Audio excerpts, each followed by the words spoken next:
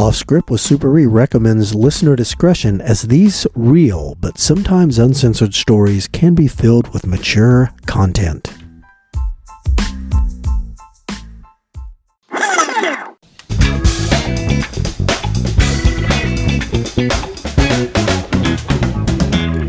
Hello everybody, Jay here with another episode of Off Script with Super E.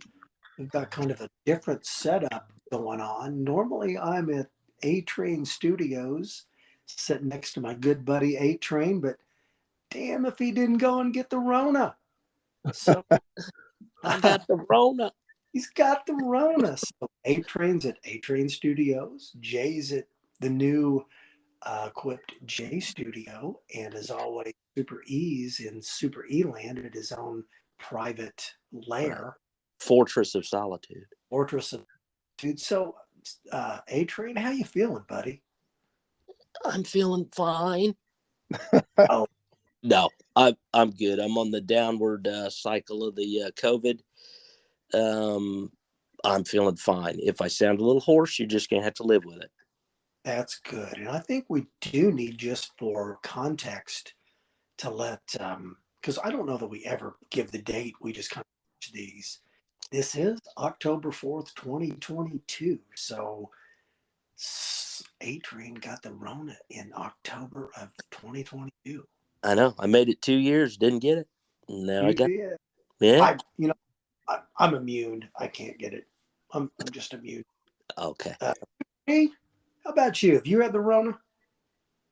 I got it before everything went crazy. It ran through this side of my world, and luckily my wife had a bunch of dog antibiotics laying around that I took, and that cured me. What was that again? Oh, the antibiotics that my wife gives the dogs. I was like, my head was splitting. I was like, man, this is bad. My throat was killing me and I felt like shit. And I was like, hey, wait a minute. There's the antibiotics we give to Crypto the Chihuahua. And I started taking them. 4 days later, I was perfectly fine. Oh, my God. So you didn't take the horse pills. You took... No. I didn't take whatever that shit is they squeeze in the horses. No. And hold on a minute. Didn't Rogan get in a bunch of trouble? Yeah, No, we're on thin ice now. That's all we needed. Now we're going. Oh my God, that is fantastic. Well, all right. Well, now we know Super E took dog pills. Super E? Yes. Are you ready to finish your tale? Because when we left off, it was you're just getting released from the hospital after you had been shot by a bad guy. Hey, Train, do you want to recap at all, or do you want to just let him launch right back into where we left off? Well, I mean, I think in a nutshell, Super E, they were doing a search warrant, and bad guy was laying in wait for him, shot him, and Super E returned fire, and Super E ended up with a gunshot wound in the hospital. It sounded really scary. And when we stopped the story, he was being treated in the hospital. Right on. All right, and I'll pick up from there. And once I got treated at the hospital, I was there for a few hours, and they basically it was a through and through, clean through shot, and he loaded me up with Dilaudid, and then bandaged me up and sent me home. But they drive me home, and my kids are there, my wife was there, my dad was there, everything was cool. Next thing you know, I start bleeding profusely again. I don't know what kind of band-aid they threw on, but apparently it didn't stick very well, and I start bleeding profusely.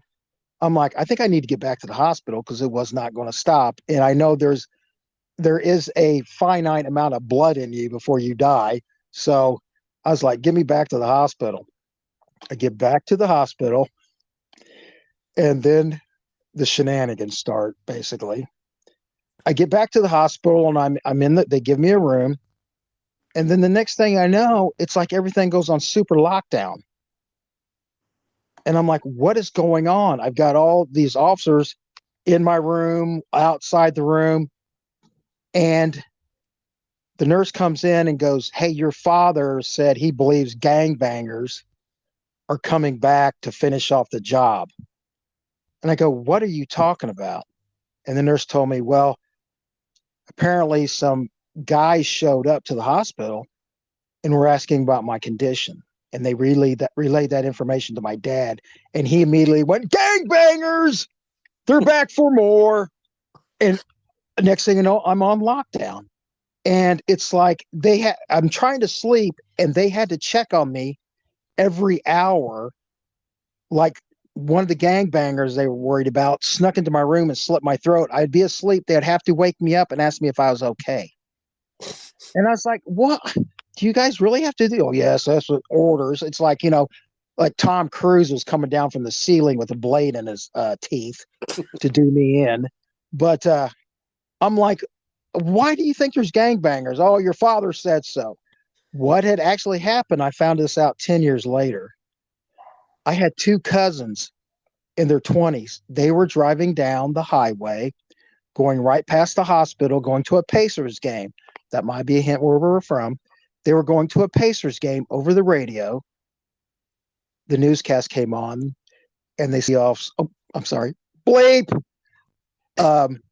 Detective Super E was shot and is at the hospital.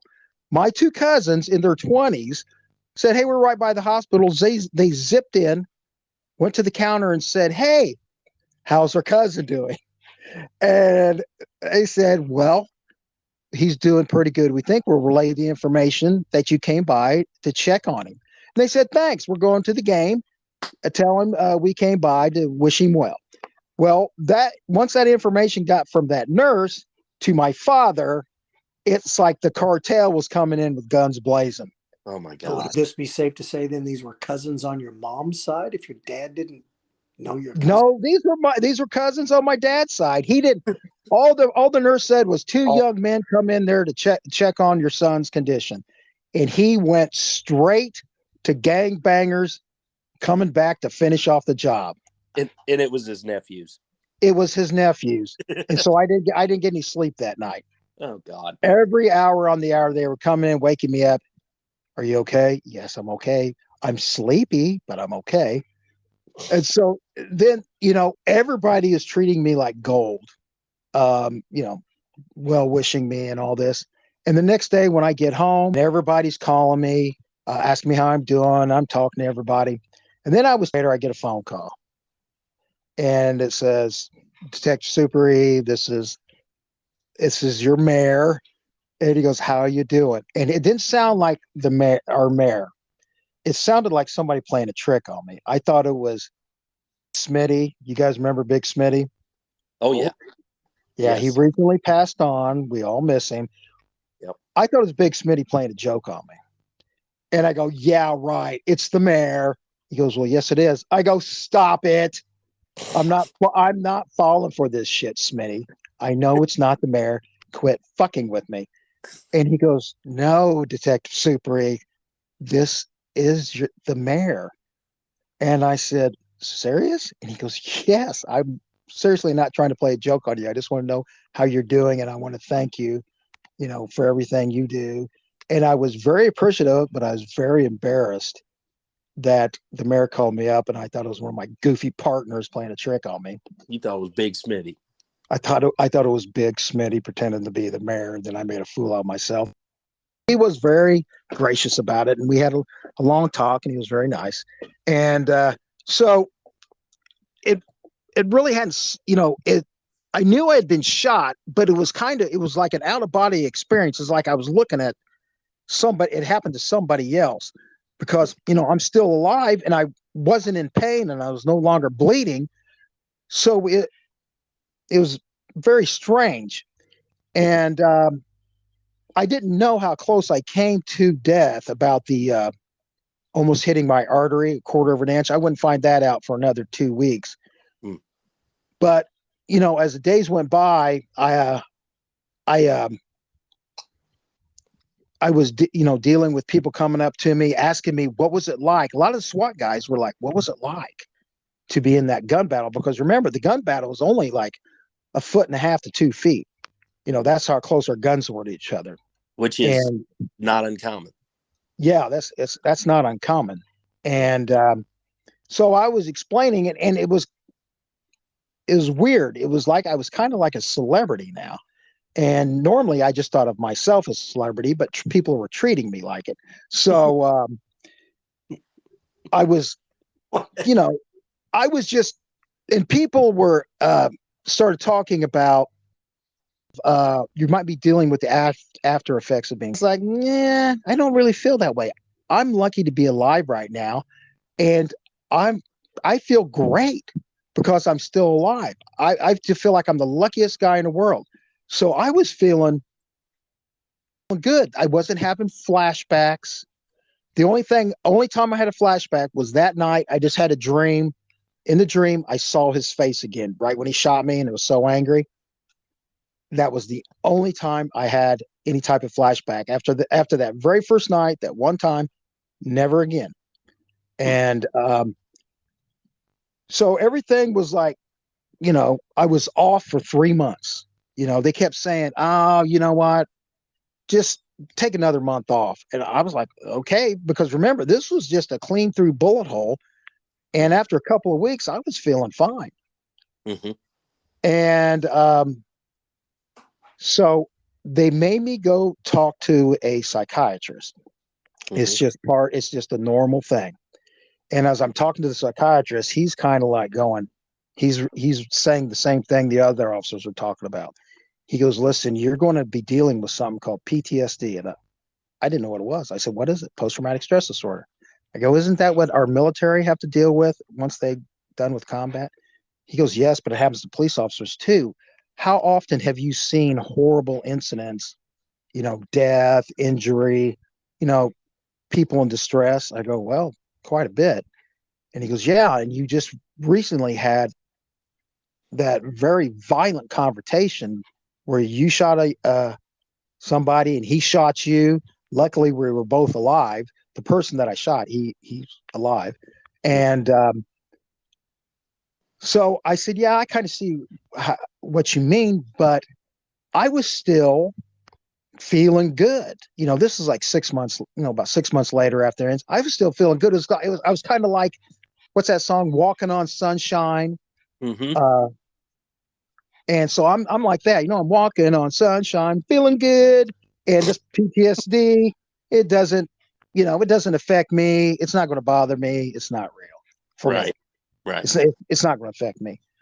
Well, when I get back to work 3 months later, I go back to doing the exact same thing. They asked me if I wanted to go to a different unit or do something else, work behind a desk.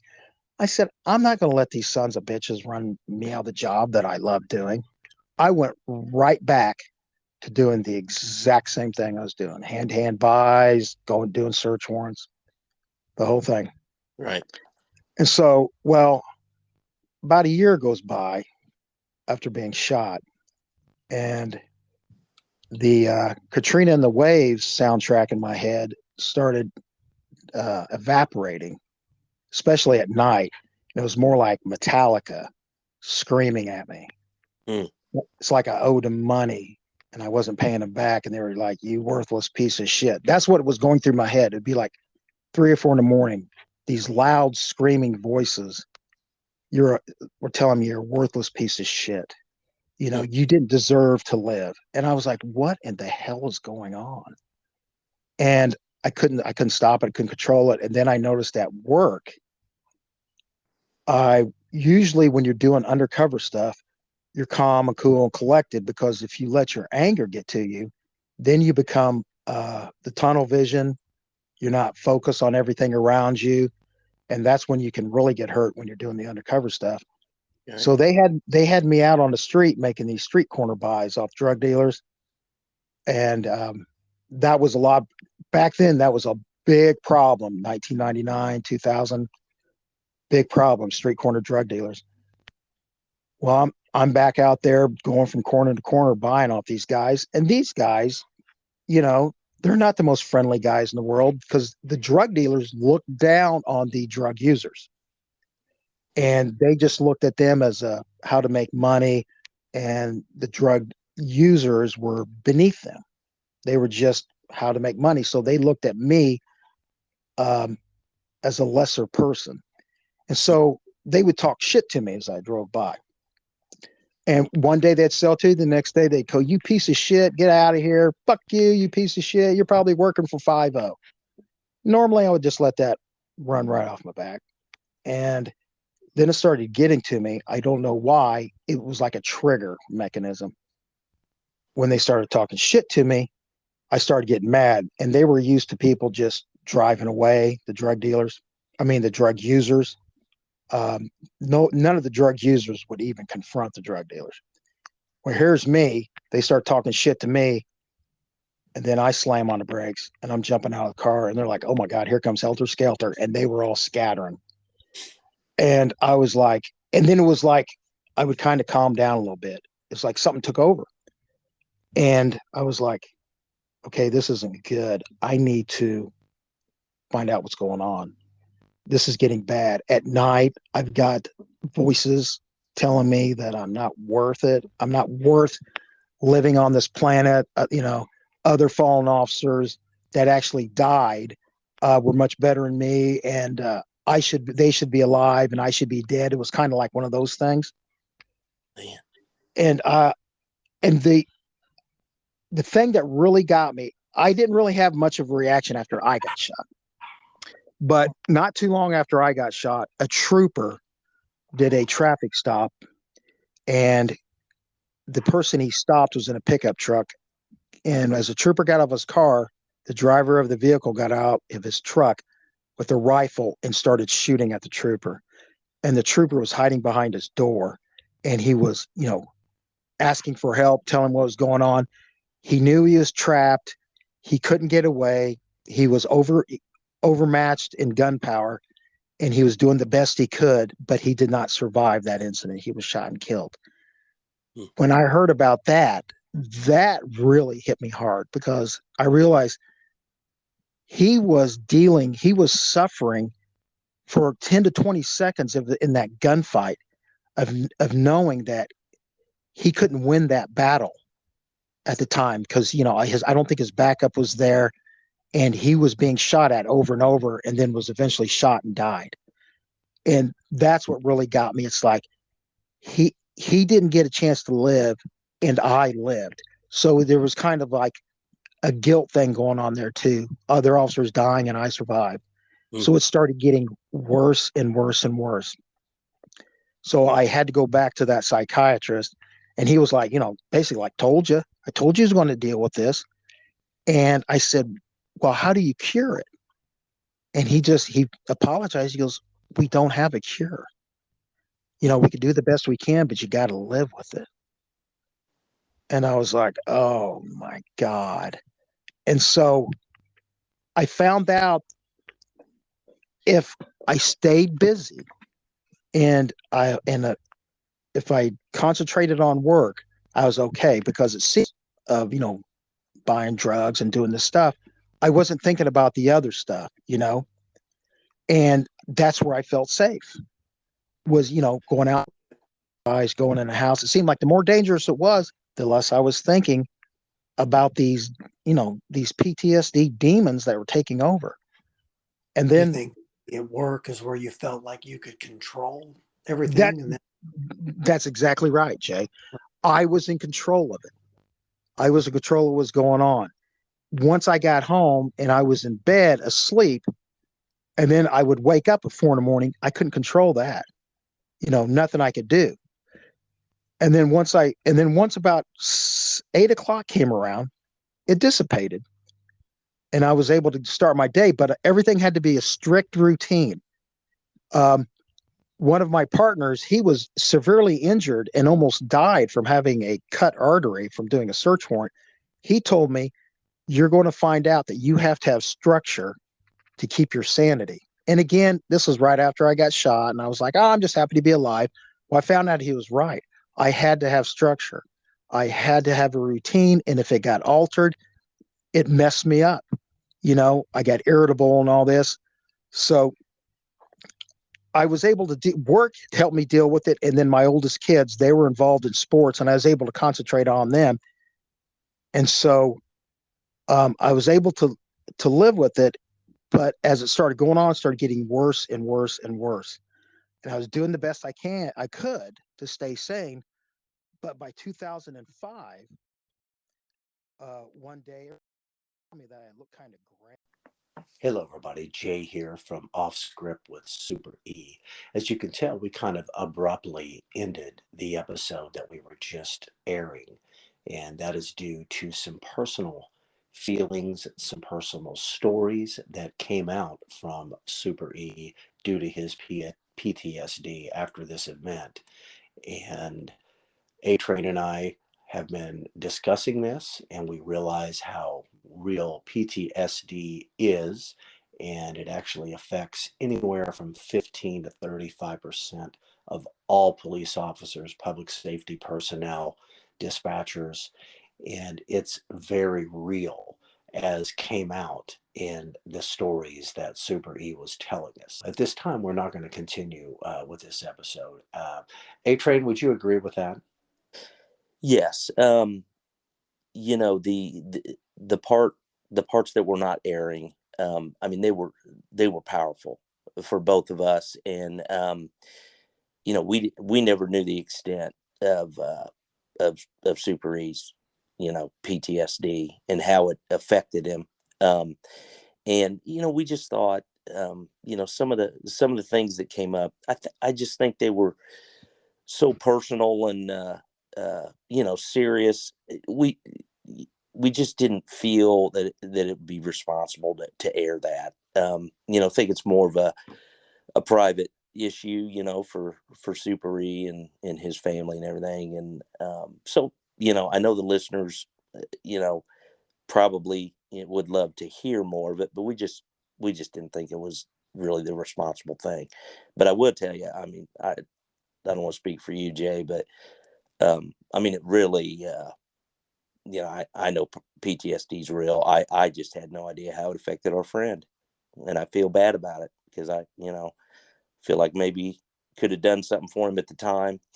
Right. Well, and this it is, if you think about it, this is the classic example of not knowing. If you knew Super E the way we know him, and every day when we would see him work, even after, he was shot in the line of duty, and all the things he went through for several years after that, even after that, you would not know it just showing up and Right, working every day. right, right. So that being said, if you do see some signs in your coworker, friends, family members, there is help out there. There is help available. PTSD is real, especially in public safety personnel. And one of the main things that leads to this post-traumatic stress, it's not necessarily just a major event. I mean, we see things every day that the normal person doesn't see, and that's part of our job, is to do that. But there are organizational stressors that go along with it as well. So Right. I urge anyone um, to either seek help if you feel like you have issues, or if you see it in a coworker or a friend or family member, to urge them to get help, because like A Train said, we had no idea it was that deep. Right. Yeah, we did. Now, I do want the listeners to know, Super Reed did get professional help and he's worked through all this stuff. And so, today he's fine. But, he really, he went through a struggle, and it was, the, the help that he got, helped get him through it and helped him process all of it. So I want to stress that to the listeners, because he got the help he needed, everything, he is a-okay today, but Absolutely. He'll yeah, be ready to jump right back into that book of tales he has. Right. continue this podcast. Right. We can't stress enough that seek professional help, because like A Train said, Super E did that. He got the help and he's better for it today. I Yeah. think just um, talking it through with A Train and I and bringing those things up again, I don't think he even thought that he was going to have the reaction that he had. What do you think, A Train? I know he didn't, because he said that to me. He said, I had absolutely no idea that just talking about it again was going to bring up, the feelings that he had at the time. And so, yeah, I think it surprised him. Yeah. But, as his friend, I was glad that we were able to hear it, but yeah, super, folks, Super E's okay. He's a-okay right now. But yeah, that was the first Jay and I had heard, and yeah, it was tough. It was tough to hear. It was. And before we close out here, I do want to just go over some symptoms, signs of PTSD, and some are very simple and some can be not so simple. So, some signs are simply if you're feeling upset, that things that remind you of what happened, an event or things you may have seen on the job or heard or felt. Nightmares, of course, the vivid memories, flashbacks, those things are all on the forefront of signs and symptoms. If you start to feel like you're emotionally cut off from others, that's that. You look at a guy like Super E, and I mean, he was, certainly at work he wasn't, Right. and I don't know. It sounds maybe when he would go home from work, he felt like that's not where he was in control of things. So, but I'm just glad he got the help. And if you start to feel numb, or you're losing interest in things that you used to care about, we all have hobbies and things that we enjoy to do. If those things aren't as enjoyable anymore as they used to be, maybe there's something else going on. And you constantly feel like you're on guard, irritable, having angry outbursts. See, these are all signs. And of course, the difficulty sleeping. Um, Concentrating, and if you feel jumpy or easily startled, and that could be due to something that you don't even know is deeply buried in there that you went through. And it doesn't just have to have been something that happened last week. It's something that could have happened last year, 2 years, or however long ago. A Train, would you have anything to add to that? Well, I mean, all these things you said are symptoms that Super E, shared with us, and it was well after his event that these things reared their ugly head. Right. Um, Right. so yeah, it sometimes it's a delayed response. Yes, indeed. Yes, indeed. Okay, well, we're going to go ahead and close out the end of this segment of Super E Down. We certainly will be bringing you a new podcast real soon, because Super E still got that big, thick book of tales. He's going to He reach in, does. right? Yes.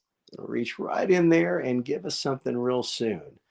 Until then, it's Jay and my man A Train. Say goodbye, A Train. See you, everybody. We'll talk soon.